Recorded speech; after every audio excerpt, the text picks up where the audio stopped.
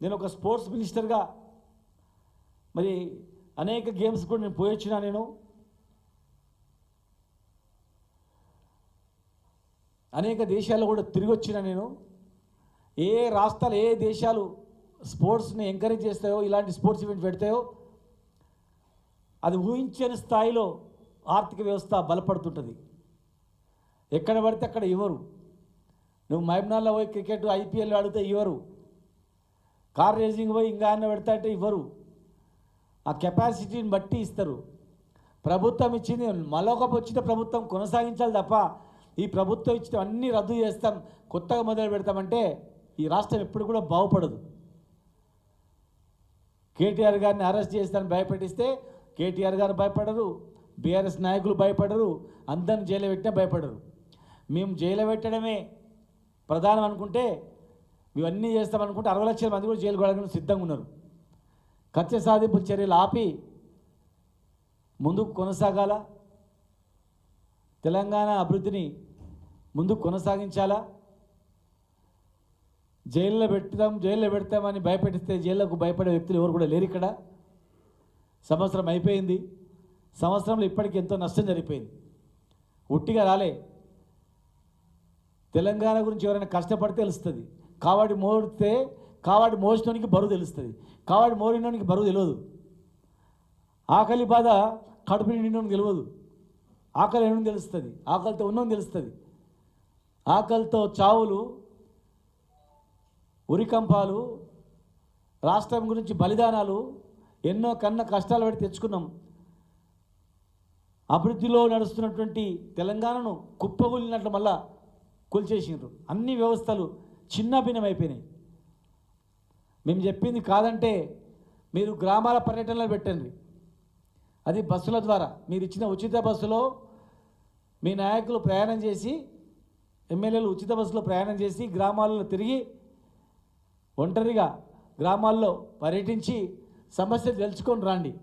ఏ సమస్యలో మీకు అర్థమవుతుంది. ప్రజల ఆక్రోశం ఎంత ఉందో అర్థమవుతుంది. ప్రజల యొక్క ఆవేశం ఎంత ఉందో మీకు అర్థమవుతుంది. మేము కష్టపడి తెలంగాణను మా కళ్ళ ముందర చిన్నభిన్నం చేస్తే మేము ఊరుకోం. దయచేసి ఈ కక్ష సాధింపు చర్యలు ఆపి పరిపాలన మీద దృష్టి పెట్టాలని చెప్పని మీ ద్వారా విజ్ఞప్తి చేస్తాను.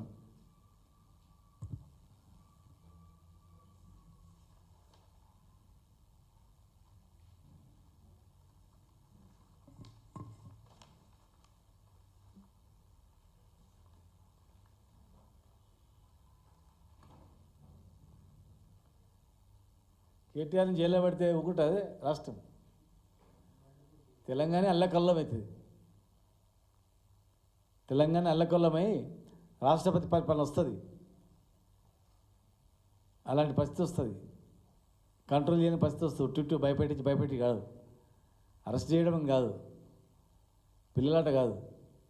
పరిపాలన మీద దృష్టి పెట్టాలి. గవర్నమెంటు పరిపాలన మీద దృష్టి పెడితే తెలుస్తుంది వాళ్ళకే. ప్రభుత్వం పరిపాలన మీద దృష్టి పెడితే మంచిగా ఉంటుంది. అరెస్ట్ చేసినంత మాత్రాన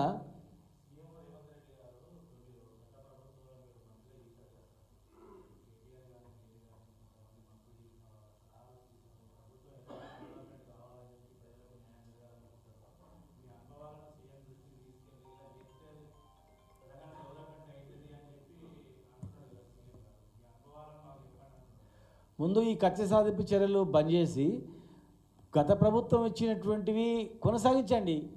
ఇప్పుడు మేము రాజశేఖర రెడ్డి గారు కానీ అంతకుముందు ప్రభుత్వాలు కానీ ఉన్నాయి, చాలా వరకు కొనసాగించినాం. అసెంబ్లీ కూడా చెప్పినాం. ఇప్పుడున్నటువంటి కేంద్ర ప్రభుత్వము అనేక అవార్డులు ఇచ్చింది. తెలంగాణ ఎందుకు ఇచ్చింది? అది సరిపోదా? పంచాయతీరాజ్ వ్యవస్థలో 12 అవార్డులు ఎందుకు వచ్చినాయి? స్థానిక సంస్థలు ఎందుకు వచ్చినాయి? మున్సిపాలిటీలు ఎందుకు అవార్డులు వచ్చినాయి? తెలంగాణలో దేశంకు అత్యధిక పంట వరి పంట పండించే స్థాయికి ఎట్లా ఎదిగింది? దేశంకు అన్నం పెట్టే స్థాయికి ఎట్లా ఎదిగింది? ప్రతి ఇంటింటికి ప్రొటెక్టెడ్ వాటర్ ఏ దేశంలో ఏ రాష్ట్రం లేదు ఇండియాలో. ఇక్కడ ఎట్లా చేయగలిగినాం? సక్సెస్ఫుల్ని దృష్టిలో పెట్టుకోండి. ఇవాళ మేము చేసిన పని బాలేక కాదు మీకు అధికారం ఇచ్చింది. మేము నీళ్ళు దాపుతామంటే మీరు అమృతం దాపుతామన్నారు. బో నిజం అనుకున్నారు, కానీ విషయం దాపుతారని తెలియదు కదా. ఇప్పుడు పరిచయం అవుతారు జనం మోసపోయిన దానికి మీరు గొప్పలు చేస్తామని కాదు కదా. మీరు ఏం చేసినా ఓట్లు వేసారు గతంలో. రోజుకు మంచినీళ్ళు ఇచ్చిరని ఓట్లు వేసిండ్రా? రైతుల పంట పండించిరని ఓట్లు వేసిండ్రా? గతంలో ఈ కాంగ్రెస్ ప్రభుత్వం ఏం చేసిందని వేసిండ్రు? మీరు ఇంకా చేస్తామంటే ఇచ్చిండ్రు, చేస్తారేమని. దాని మీద దృష్టి పెట్టకుండా అందరినీ గొంతు నొక్కిస్తాం, భయపెట్టిస్తాం, కేసులు పెట్టిస్తామంటే ఏం అది పద్ధత? అది పరిపాలన? ఇంత బాధ్యత మీకు అప్పచెప్పిన తర్వాత బాధ్యతాయుతంగా వ్యవహరిస్తారా, బాధ్యత లేకుండా వ్యవహరిస్తారా?